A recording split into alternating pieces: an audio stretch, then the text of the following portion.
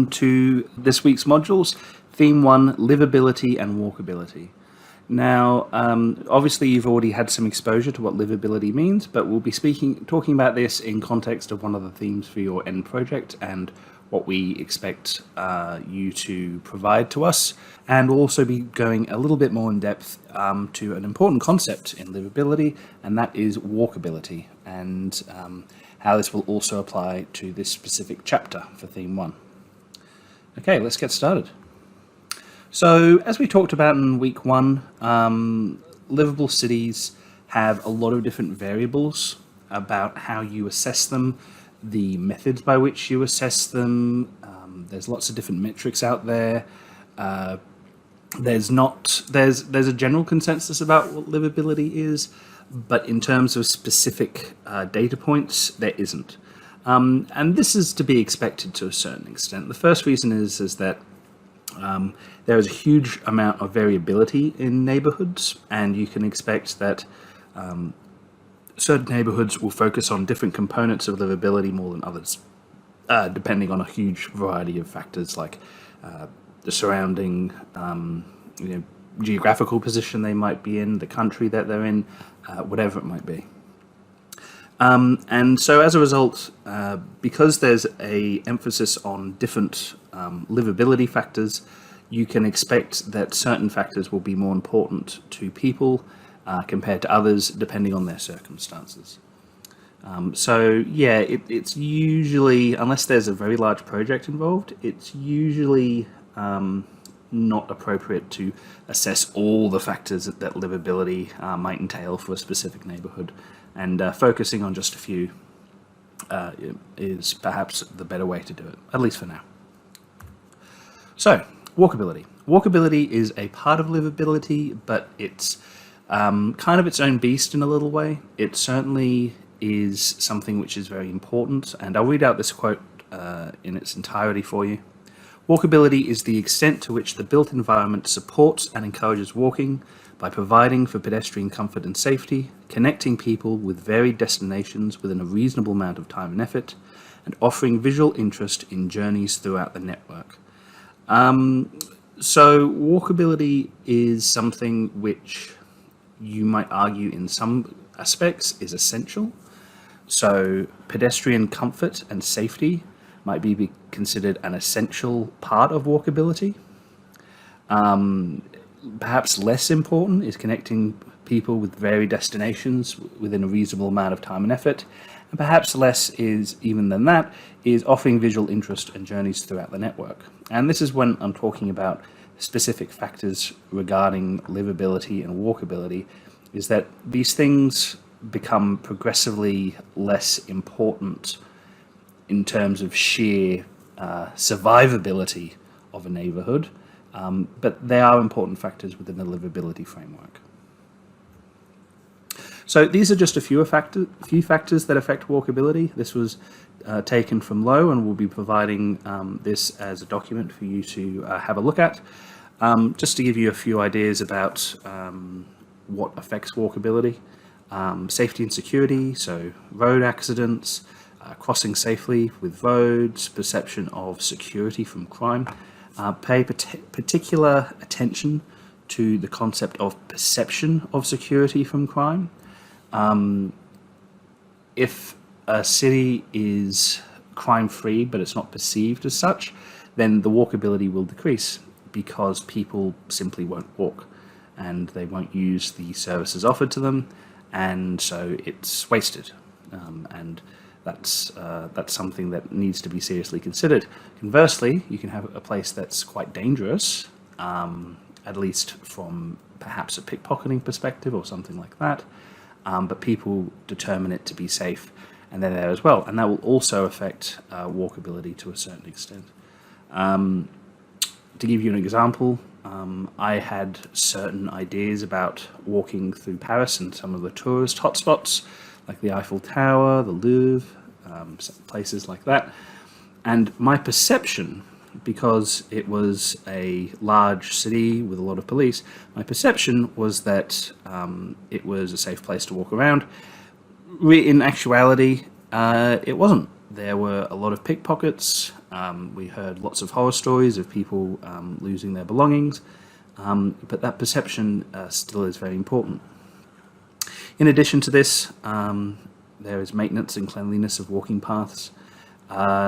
This becomes progressively more important for people, for vulnerable populations. We'll talk a little bit about that later.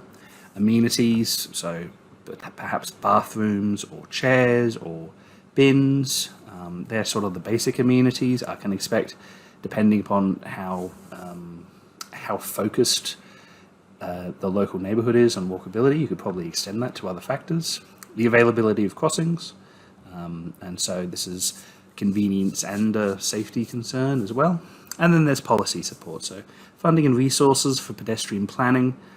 It's no good having a bunch of well-stocked, amenitized pedestrian footpaths that go absolutely nowhere, and the existence and enforcement for relevant pedestrian safety laws and regulations. So is there someone there who is making sure that pedestrians are being kept safe and that they're abiding by the laws? I live in Hornsby, as some of you might know, and about a year ago I was actually booked for crossing at a red light, and I received a fine, and that was very frustrating. But at the end of the day, this was a part of enforcement for regulations, and as a result, Hornsby has a better walkability score than if it didn't have those. If it didn't have that fine. So why is walkability important? Why is it in the modern world is walkability such an important factor and needs to be considered as something of a special case in livability measures? Well, it's important for sustainable and livable communities, all of them. Sustainability, obviously, it costs very little in terms of CO2 emissions and things like that to walk. All livable communities need a certain degree of walking. I mean, the mental health the mental health advantages of going on walks is well documented, and it's been well documented for hundreds of years. And it improves socialization, it provides an aesthetic component, and so it improves those factors of livability that aren't necessarily about surviving, but have important, let's call them psychological needs. It's important for vulnerable or disadvantaged members of the community. Vulnerable or disadvantaged members of the community can include people who have some sort of physical impairment or mental impairment, or children, or the elderly, or whoever it might be who won't have access to other forms of transportation. Also important for people with very low incomes who might not be able to afford public transport or would rather not afford public transport. People who can't drive for whatever reason it might be, they need to be able to have the ability to get to the places that they need to get to in order to live. And that's where walkability becomes an important, not just a lifestyle choice, but something required for survival. It combats obesity. Obesity, as always, is on the rise, and a bit of walking is always better. Lowe will also point out, no, it's not Lowe, it's a separate paper. There was a separate paper that shows that if you have increased walkability in your neighborhood, adults are more likely to walk. They're more likely to burn calories and become healthier. Reduces reliance on motorized transportation. This is important from a climate change and CO2 mitigation strategies, and that will continue to be important. And it's also essential for local and or densely populated neighborhoods with regards to improved land access. Now, what do I mean by land access? This is a small graph taken from Lowe, and here we have down the x-axis, we have arterials, which is basically from major highway, you have an arterial road or whatever it might be, some sort of arterial, and then collectors. Collectors is basically, so you go for an arterial that will take you into a region of neighborhoods.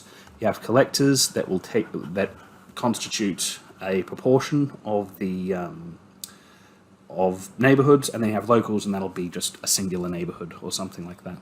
And basically what we have here is the importance. You have mobility. It's important to get through arterials very quickly.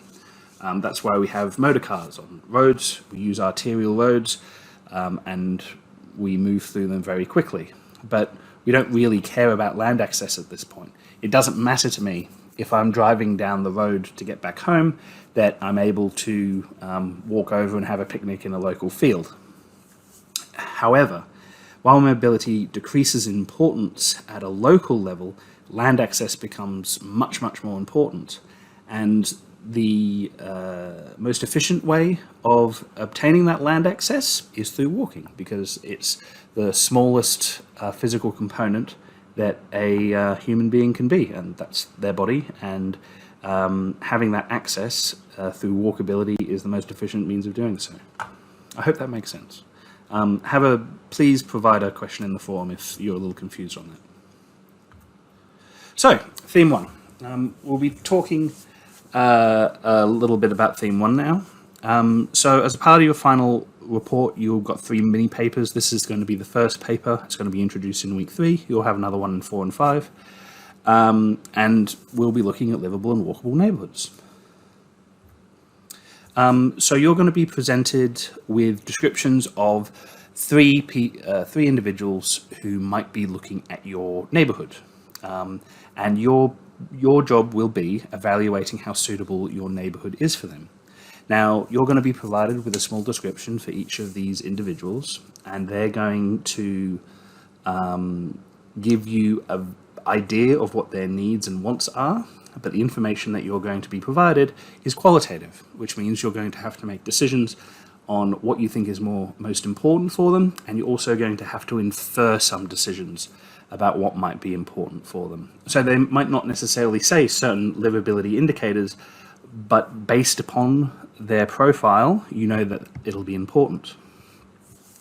We're going to give you some resources to help you with picking out which of these livability and walkability indicators to investigate, and we will give you a list of ones that could be important. However, it's up to you to determine which ones of the factors that we provide you are worth reporting. You might think all of them are useful, you only might think a couple of them are useful. And if there's any more that you're finding in the papers and reports that we're giving you, or there's additional research that you think might be important, or even if there's a different way of measuring those factors that you might find with further research, consider them, include them, provide external referencing and support. It's always something that looks good in your own reports, and by all means you should include them. You don't necessarily have to do that if you don't think your report needs it, but you also need to back up that assertion as well. So you'll have to provide a solid argument and foundation for not having any more external resources. So I'll give you some tips for theme 1. You'll be given reports and papers to assist you, as we already discussed. We do encourage additional research. There is a limitation on the size of your submission. It's about 4 pages long. I recommend don't report each resident separately. I would provide a blended assessment, talk about the specific livability and walkability factors, and then underneath that sort of discussion of the specific factor, then say for resident 1, this is important. Resident 2, this isn't particularly important. Resident 3, it is important, but these are other considerations that we have to make. I think that'll be the best way to keep your reporting as concise as possible. And at the end of the chapter, we would also like you to make recommendations on what could be accomplished in your neighborhood to most efficiently improve the livability for these potential residents. So what I'd like you to do is find a common element between 2 or 3 of the residents that we're providing descriptions for, have a look at your neighborhood, and then say, if we did this particular civil improvement to the neighborhood, whatever it might be. It can be a part of hard infrastructure or soft infrastructure. This would provide massive benefits to these types of residents. And yeah, that would be something important. That's showing us that you can provide a summary and look towards the future of how your neighborhood will go about. So we'll have some discussion for this week's workshop. These are a couple of questions I'd like you guys to have a think about before we get there. Notice that the articles that we provide you for this week focused on perceived safety and other measures. What do we mean by perceived? Have a think about that. Why is perception important? And how does a perception affect the way in which you collect and measure data? That's something that is near and dear to my heart, and it has a lot of value in engineering these days. And what I'd like you to do, as you're having a look around your neighborhood, have a look at the largest civil engineering structure in your neighborhood, whatever it might be. Maybe you have a water pump, maybe you have a civil building, whatever it might be. Doesn't necessarily matter too much about what it is. And I'd just like you to have a basic understanding, provide us with a basic understanding of how resilient is it, how you could improve this structure, what the structure's intent was. Maybe you could change the intent of this structure, and yeah, just mull over what within your neighborhood could be improved. And in the workshop itself, we'll discuss a few things. We're going to look at livability assessment methods to better help you with your chapter report. We're going to look at benchmarking your neighborhood. We're going to look at how to handle and assess qualitative and quantitative data, because as I already said, the first chapter of your final report will ask you to analyze qualitative data, and the importance of perception and the importance of reality. So how far is perception important until reality steps in and says, okay, we need to consider these other factors.